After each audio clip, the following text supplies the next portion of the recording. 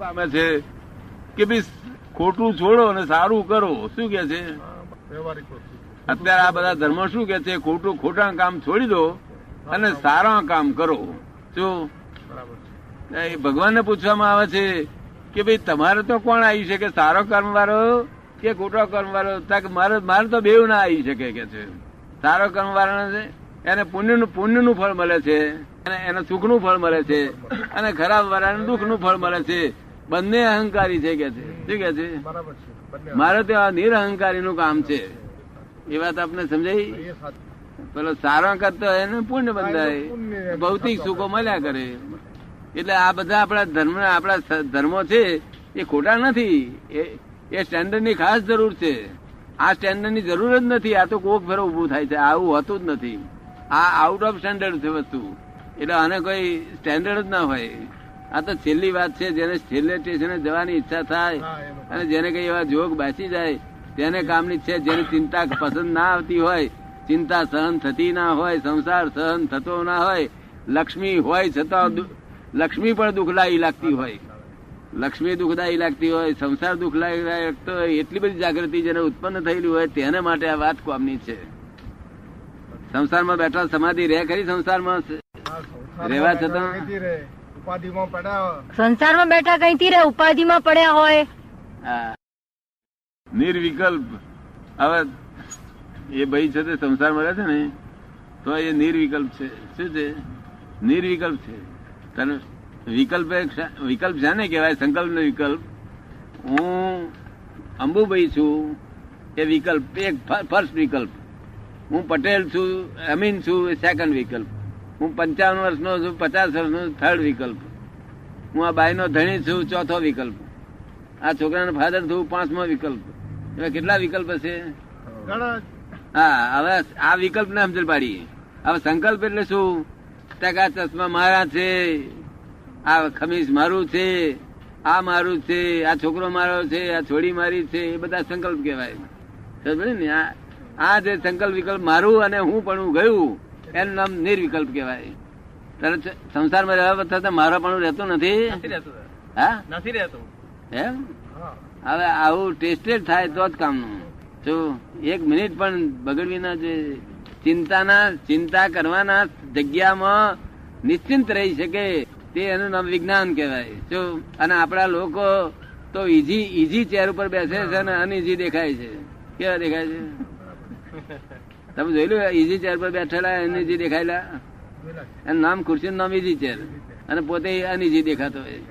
એટલે આ વિજ્ઞાન જુદી જાતનું છે. આ વિજ્ઞાન લોકોને માફક આવે એવું લોકોને અને પબ્લિક ને માટે કામનું નથી. આ તો વિજ્ઞાન કોકને માટે કામનું છે અને તે મને ભેગો થાય તે એના માટે જ કામનું છે. અને આ છે તે કોઈ ધર્મ નથી કે સ્થાપના છે કે બીજાનું ખંડન મંડન છે. અહીં ખંડન મંડન કશું હોય નહીં. અહીં બધા સ્ટેન્ડર્ડ એક્સેપ્ટ કરીએ. અમે દરેક જગ્યાએ અમે દર્શન કરવા જઈએ. તમે કહો કે અમારે તો આવશો, આમ તો આવીએ, અમે દર્શન બધું કરીએ. અમને વાંધો કોઈ જાતનો નહીં. અમને જુદી લાગે નહીં. અમારે પ્રેમ સ્વરૂપ થઈ ગયેલા. બધે પ્રેમ જ સ્વરૂપ. અમારે પ્રેમ સિવાય બીજું ના હોય. પ્રેમ શાનું નામ કહેવાય? કે જે વધે ઘટે નહીં એનું નામ પ્રેમ કહેવાય. શું? અને વધે ઘટે તમે ફૂલ ચડાવો અને મારી ઉપર પ્રેમ વધી જાય તમારી ઉપર તો પછી આસક્તિ કહેવાય. અને આ ભાઈ ગાળ દે અને પ્રેમ મારો ઘટી જાય તો એ આસક્તિ કહેવાય. શું? ઘટવત ના થઈ જોઈએ. વિતરાગ પ્રેમ જોઈએ, નિર્ભય પ્રેમ જોઈએ. જગતમાં કોઈ પણ પ્રકારનો ભય લાગવો જોઈએ નહીં. આ તો આખો દાડો તરફડાટ, માછના તરફડાટ કરે નહીં એવું આ સંસારનો તરફડાટ ભૂલાય નહીં એવો છે આ સંસાર. ત્રિવિધ તાપ, આધિ વ્યાધિ ઉપાધિ નિરંતર છોડે નહીં. આ એક કોણ છોડે? કોઈકને બચવું હોય તો મને પૂછે કે ભાઈ અમારે જ્ઞાન નથી લેવું, અમારે બચવું છે તો શું ઉપાય છે? તો એને એટલું જ કહું કે તું પારકા માટે તારી લાઈફ કાઢ. શું કહ્યું? લોકોને માટે તારી લાઈફ કાઢ. તારા જેવો સુખ્યો કોઈ નહીં હોય. જો લોકોને માટે લાઈફ કાઢો એ સુખ્યા બધા. અગર તો અબલાઇઝિંગ નેચર કર વધારે ના થાય તો નિરંતર આખો દાડો અબલાઇઝિંગ નેચર રાખે. કોને શું કરી આપવું, કોને શું કરી આપવું, કોને શું કરવું એ જ રાખે તો. બાકી જો તું તારું સમેટી લઈશ તો કોઈ દાડો તું સુખી થઈશ. બોલો હવે તમારો શું અભિપ્રાય? તમારે શું કહ્યું? આમાં વાત કશી પૂછવી છે, કરવી છે? આપણે બધું આ સમજીએ ગયેલા છીએ. આ લાઈનમાં જ છે આપણે તો. પોતે હરવે હરવે હરવે એક પગથિયું, બે પગથિયા, ત્રણ પગથિયા આવી જવાય. એટલે અમારે કોઈ મતભેદ હોય નહીં, હા, મતભેદ બસ. અમારે કશું એક હોય જ નહીં. લાઈન, એક જ બસ એક જ વાત હોય. આ તો આ ઊંચું મૂળ લેવલ, આ નીચું લેવલ, એટલું મૂળ જ છે. વસ્તુતા એક જ છે. મૂળ વસ્તુતા બીજું નથી. બસ. આ ઊંચું લેવલ, આ નીચું લેવલ, એટલું જ છે. લગડીઓ જુદી જુદી દેખાય છે એટલું જ. હા, એ બાકી આપણે- સોનાનો ઢગલો છે. આ આપણે એને શું બધું લેવા સોનું જ છે. લગડીઓ જુદી જુદી દેખાય છે એટલું. World is the puzzle itself. or invisible. For it is not creator, no not in creation not in creation. આ ક્રિએશન કહેવાય. It is not in creation. એ સમજાવો. છે વસ્તુ. આ ક્રિએટ કરેલી વસ્તુ છે. આપણે એને આપણા હિન્દુ સંસ્કારો કેમ માન્ય કર્યું નહીં? જડમાં ચેતન માન્ય કેમ એમ કે આની માલકી ધરાવનાર છે કોઈ. શું કે છે? કોઈ ધરાવનાર છે માટે માલિક ને દુઃખ થશે, માટે આની વસ્તુને કશું કરશો નહીં. એમાં ચેતન જ છે, માલિકની માલકી છે ત્યાં સુધી. માલકી વગરનું કોઈ પણ વસ્તુ હોય તેને વાંધો નથી કોઈ જાતનો. સમજ પડે ને? બાકી ખરેખર જડમાં ચેતન હોય નહીં અને ચેતનમાં જડ કોઈ દાડો હોય નહીં. આ શરીર એકલું જ મિશ્ર ચેતન છે. શું છે? આ જે કુદરતી જે ક્રિએશન થયેલું છે કુદરતી, એ એકલું જ મિશ્ર ચેતન છે. શું છે? એમાં ભેળસેળ થયું નથી. ભેળસેળ થયું નથી. આત્મા આનાથી તદ્દન જુદો છે. આ શરીરથી તદ્દન નિરાળો છે. છતાંય આ શરીર એ મિશ્ર ચેતન છે. ચેતન જેવું કામ કરે ખરું, પણ ચેતન નહીં. દેખાવમાં ચેતન જેવું જ બધું જ કામ કરે. જય સચિદાનંદ. થાય છે ત્યારે પૂંછડી સી દશા થાય છે? સ્ત્રીનો તરફડી આવે ને અંદર જીવ જેવું રહ્યું લાગે એના શું કે છે? તરફડિયા મારે. હા, તે વખતે આપણા લોકો એને શું ડિસિઝન આપે છે કે આ શું થઈ રહ્યું છે? જીવ રહી ગયો લાગે છે એવું બોલે બધાય. શું કહ્યું? મય જીવ રહી ગયો છે એવું બોલે. હા, એટલે આપણા લોકોને જીવ શું છે એની ખબર નહીં હોવાથી પૂંછડીમાં જીવનો આરોપ કરે છે. શું એ તરફડે છે ને પૂંછડી ઊંચાઈ થાય છે. હવે જે ગિલોડી કપાઈને ચાલી ગઈ એ આત્માનો સ્વભાવ કેવો છે કે એક પગ કપાઈ ગયો એટલે એટલો સંકુચિત થઈ જાય છે. ખબર ને? એ પૂંછડીમાં જરાય જીવ નથી.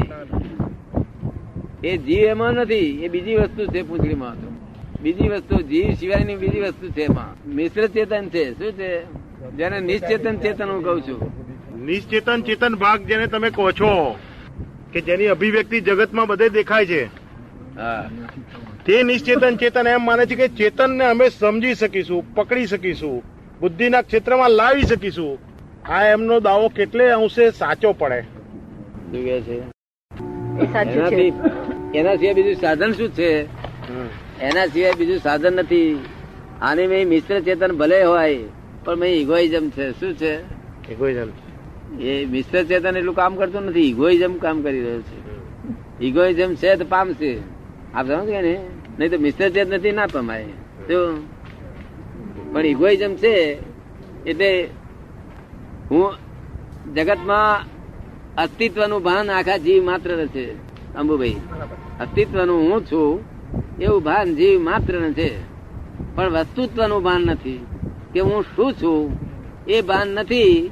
તેથી આ જગત ભ્રાંતિમય ચાલી રહ્યું છે. જયારે હું શું છું એવું ભાન થાય ત્યારે વસ્તુત્વનું ભાન થયું કહેવાય, અને વસ્તુત્વનું ભાન થાય ત્યારે પૂર્ણત્વ થાય. પછી એની મેરેજ પૂર્ણત્વ થયા કરે. એટલે હું વસ્તુત્વનું ભાન થાય એવી રીતે હું અહીંયા આગળ કરી આપું છું. સમજ ને? વસ્તુત્વનું ભાન થાય વસ્તુત્વનું ભાન એ ભેદ વિજ્ઞાન. ભેદ વિજ્ઞાન થી જળ અને ચેતન નું ભેદ પાડવામાં આવે તો તારે વસ્તુત્વનું ભાન થાય પોતાને. હવે આમાં આત્મા શરીરમાં બિલકુલ વપરાતો નથી. શરીરમાં આત્મા બિલકુલ વપરાતો નથી. ફક્ત એનું પ્રકાશ જ શરીરમાં પડ્યા કરે છે. બાકી આત્મા કશું આમાં કરતો નથી. અને એ પ્રકાશ થી આ બધું ચાલ્યા કરે છે. મન, બુદ્ધિ, ચિત્ત, અહંકાર એ પ્રકાશના આધારે બધું કામ કરી રહ્યા છે. અને આ ડિસ્ચાર્જ છે. શું છે? આખું ડિસ્ચાર્જ સ્વરૂપ છે. અંબુભાઈ, આખું સ્વરૂપ જ ડિસ્ચાર્જ સ્વરૂપ છે. એમાંથી નવું ચાર સ્વરૂપ તૈયાર થઈ રહ્યું છે. તે આવતા બહુ પાછું એ ડિસ્ચાર્જ થશે. એટલે causes and effect, effect and causes, causes and effect, effect and causes. Causes બંધ થઈ જાય તો ઇફેક્ટ બંધ થાય. એટલે આ ઇફેક્ટ બંધ થઈ શકે એમ છે નહીં. એમાંથી કોઝિસ ઉત્પન્ન થયા વગર રહેશે જ નહીં. એટલે જન્મ પુનર્જન્મ ચાલુ જ છે. Causes and effect, effect and causes, causes and effect, effect and causes. અમે કોઝિસ બંધ કરી દઈએ તો એનું પાછું આગે પડી જાય. ઇફેક્ટ એકલી રે. બહુ લાંબુ મોટું જ્ઞાન છે આ તો. અમારે થોડોક ભાગ તમને આ સાંભળવાનો મળ્યો, બાકી બહુ મોટું વિજ્ઞાન છે આ તો. જયારે સાયન્ટિસ્ટોને જરૂર પડશે એવું વિજ્ઞાન છે આ. અને મેં કુદરતી રીતે ઉભું થયું છે, પૂર્ણતાએ પહોંચી શકે ને. જે આદિપુરુષનું જે જ્ઞાન હોય ને એવું પાછળ વાળાને જ્ઞાન પૂર્ણતાએ પહોંચે નહીં. બાકી આપણા શાસ્ત્રોએ તો લખ્યું છે કે આ બરેલી દોરડી માં સાપ નો ભ્રાંતિ થવી એના જેવું આ જગત છે. રહ્યું ને રિલેટિવિટી. દરિયાના કિનારા પર ઉભા રહો તો તમને જો કે આ મોજું પીરું હતું એ ન હોય, એ તો આગળનું રિલેટિવિટી લાગે તમને.